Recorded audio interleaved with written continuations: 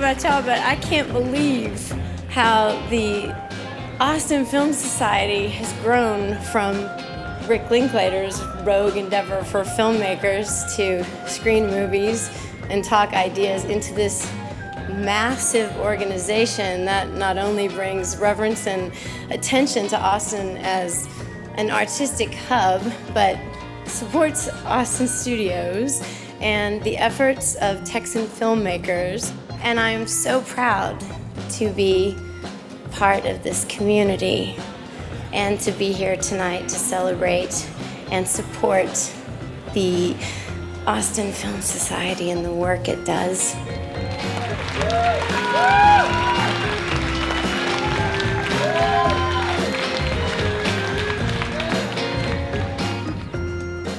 I moved to Austin in '83, and I was living right by campus. There was a couple of indie film theaters around, the Adobe and the Varsity. And I wasn't in school and I wasn't working. I'd saved up a bunch of money working offshore. So I was just all film. I would watch 3-4 films a day. I was shooting film for the first time. I was just my whole life was cinema. Somewhere along the way, met Lee Daniel. I guess he was toward the end of his film studies at UT.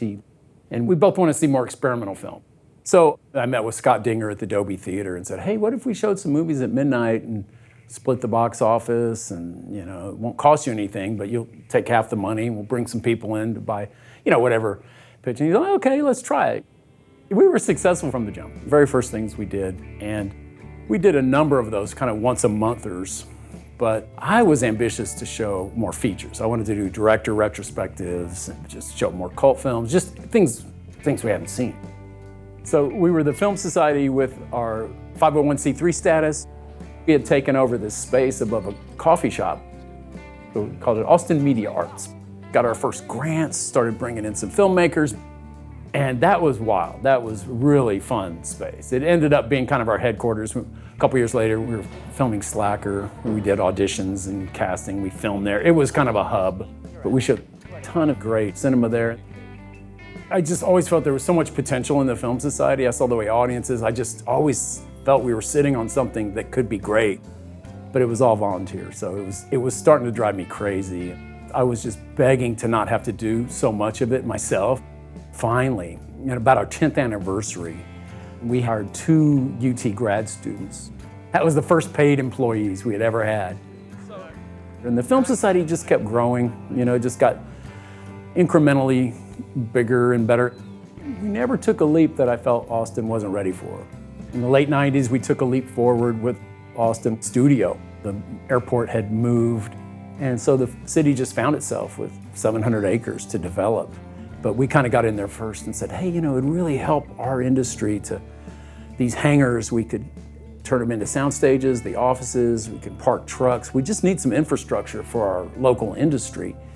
And, so they're like, okay, let's try that. So we did it, and we were very successful. A lot of films have come through. They estimate almost $1 billion of economic activities gone through there in the last couple decades. But, that's kind of the business, our heart and soul, mine anyway, is definitely in our theater. That's our crown jewel of the film culture.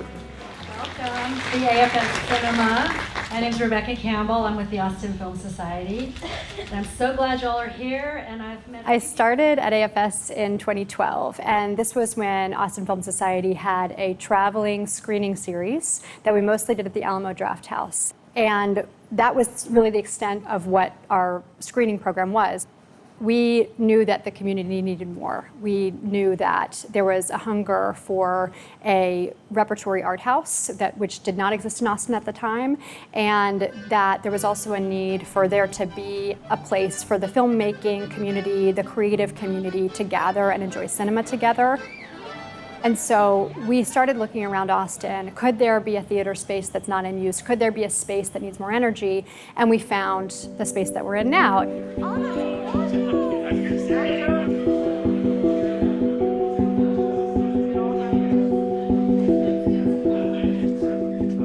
This is a great 3-film series of Bogdanovich. And here to introduce it, and also after the film, to join us on stage for our discussion in the round, which I hope you can all hang around for and participate in, is our artistic director and a friend of the late Peter Bogdanovich, Richard Linklater. Come on up.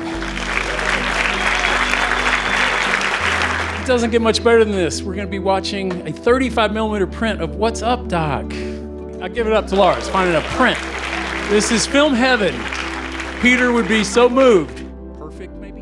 AFS is much larger than just the cinema, but this is my domain. The cinema is my domain. So what we really do here is we operate a 2-screen cinema that is both repertory and first-run art house.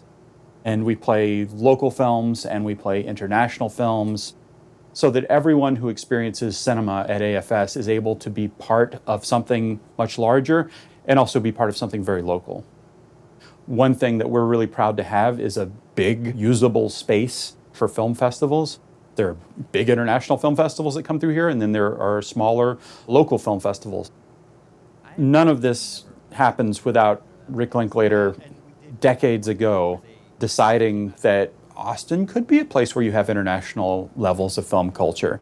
The kids were forgetting about the camera when the fire was burning, because there was something much stronger than the camera, So they were like magnetized by it, and so I could film stuff that they were going through. They were not acting. So real. Yeah. Thank you, Lars. Hi, everybody. There's a warmth and a welcoming prevalent, in the cinema, which I think is very typical of Austinites, Austin culture. It's just a real space of welcoming, encouragement. Whether you're a filmmaker or a viewer, it's a space for growth. Thank you. Thank you all so much for coming. Yeah. You feel the love in this building for sure. You know that this was a house built on cinephilia. They're showing things here that nobody else is showing anywhere in Texas, or it's a unique spot. Hello, everybody. Thank you for coming. I'm so happy to be here to present the second movie in our Monsters from the Id series of sci-fi films from the Cold War era. We're going to consider these films through kind of the lens of dream interpretation. These are the weird dreams of a culture as it was under a lot of stress. Austin's unique film culture has a breaking down of the boundaries between highbrow and lowbrow. My colleague Jasmine Reynaud's expertise and her excitement tends to be really sort of deep world of art cinema. What is underwater love? If you've seen any of the photos, it just looks utterly bizarre because it is. It is a Japanese softcore porn musical featuring music by a French-German pop duo and cinematography by the world-renowned Christopher Doyle, best known for his work with Wong Kar-wai. So, Chungking Express, In the Mood for Love, and Underwater Love, the porn musical. My interest has always been in these sort of artier cult films, but I really try not to tread sort of familiar ground. The film-going community that Austin sort of has fostered is very adventurous and just sort of open to anything. They want to feel like they're making a discovery. One other thing that we do at AFS is we use special adjunct programmers who have a lot of expertise. We're all here for a very special event, which is Queer Cinema Lost and Found, which is programmed by a good friend of AFS, queer archivist, historian, filmmaker, Elizabeth Purcell. I want to welcome her to the stage right now to introduce Kamikaze Hearts.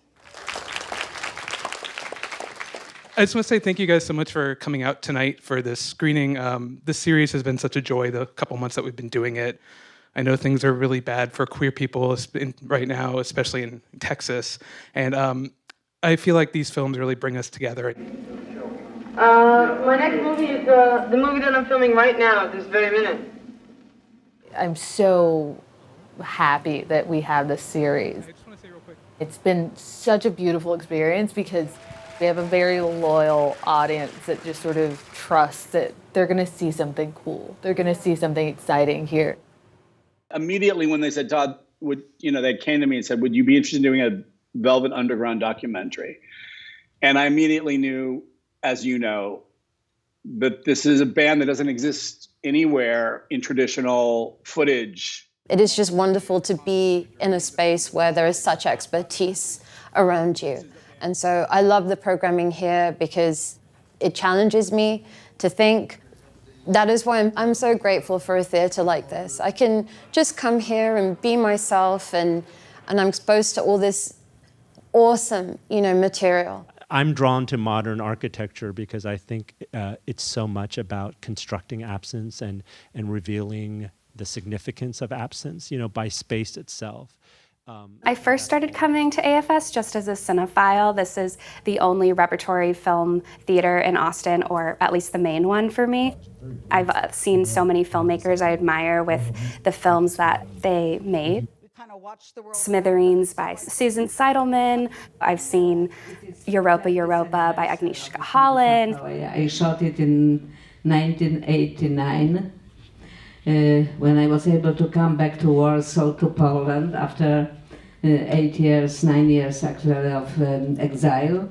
And I met Agnieszka Holland, and I got to talk to her after, and she's a hero of mine and doesn't live in the United States, so that's how cool AFS is, that we get people, even from abroad, coming to present their films. I've found Texas really conducive to my filmmaking. I've been a supported filmmaker by AFS, and if you're part of the AFS grant program, you're really invited into the greater filmmaker community in Austin. So it's just been like a really awesome place to stay and be a filmmaker. Creatives have to be able to get jobs to live in creative centers. And AFS is here with our one foot in the industry and the other in the world of culture and art. Through our grants and programs, we're able to tell the wider industry that these stories are important and continue to make sure that they get their start. We're in a little town east of Austin, Bastrop. I got some land out here in the 90s, so it's just been my life project. It's a strange, it's like an art project. I like building funky buildings. The Austin Film Society Artist Intensive is an annual thing we do out at my place. It's kind of something we dreamed of years ago. We started giving out grant money 25 years ago, I guess. This is just one more really cool program where we can take some specific films at the script stage, and not by just beginning directors, but people they're really ready to get that feature made. The one scene that I really look forward to is towards the end. Texas filmmakers and their stories have, by and large, still not been told. We don't hear from the diversity of voices that are here in Texas. And now's the time, and the grant is really essential because it's impossible to really get those first building blocks of your career as a filmmaker without some investment. As long as we're showing movies and giving out grants, Austin Film Society's mission is moving forward. People need community, they need connection, and they need inspiration. And as long as those needs exist in society, the need for art houses will exist as well. People are always going to have that fundamental need to have shared experiences. And this is what we do every single day.